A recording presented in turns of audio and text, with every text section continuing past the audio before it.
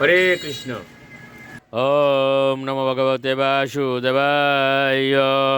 ওম নমো ভগবতে বাসুদেবায়। ওম নমো ভগবতে বাসুদেবায়। শ্রীমদ্ ভাগবত তৃতীয় স্কন্ধ স্থানম সৃষ্টি স্থিতি একবিংশতি অধ্যায় মনু কর্দম সংবাদ। শ্লোক 45 থেকে 47।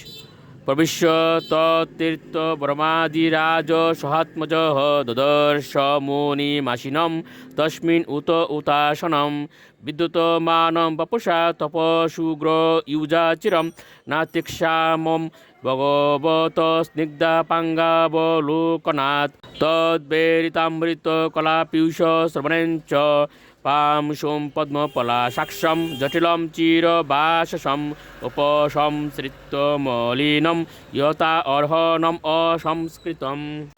অনুবাদ। সেই পবিত্র স্থানে আদিরাজ স্বয়ম্ভব মনু তার কন্যা সহ প্রবিষ্ট হয়ে এবং ঋষির নিকটে গিয়ে দেখলেন যে পবিত্র অগ্নিতে আহুতি নিবেদন করে সেই ঋষি তার আশ্রমে উপবিষ্ট রয়েছেন।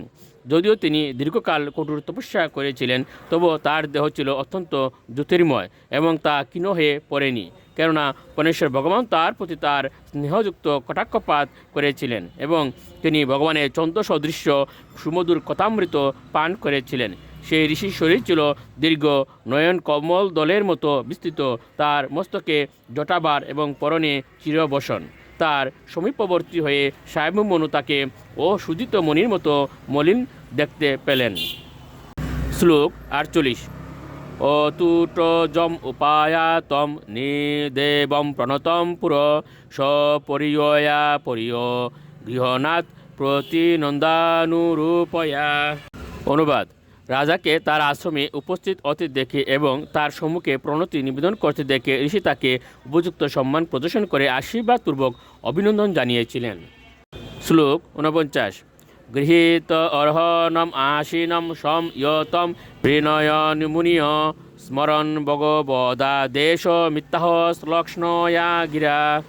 অনুবাদ। ঋষির সম্মান গ্রহণ করে রাজা মৌনীভাব অবলম্বনপূর্বক আসন গ্রহণ করেছিলেন। তখন কর্দম মুনি ভগবানের আদেশ স্মরণ করে রাজার প্রীতি উৎপাদনপূর্বক সুমধুর বাক্যে বলতে লাগলেন। শ্লোক 50। নূনম চক্রমনম দেব শতাম সংরক্ষণায় তে বোধায় চাশতাম ইয়স্তুম হরেহ শক্তির হি পালিনী। অনুবাদ। হে দেব, আপনি নিশ্চয়ই সাধুদের সংরক্ষণ এবং অসাধুদের বিনাশের জন্য এইভাবে পর্যটন করছেন, কেননা আপনি ভগবান শ্রীহরির পালনকারী শক্তির মূর্ত প্রকাশ। হরে কৃষ্ণ।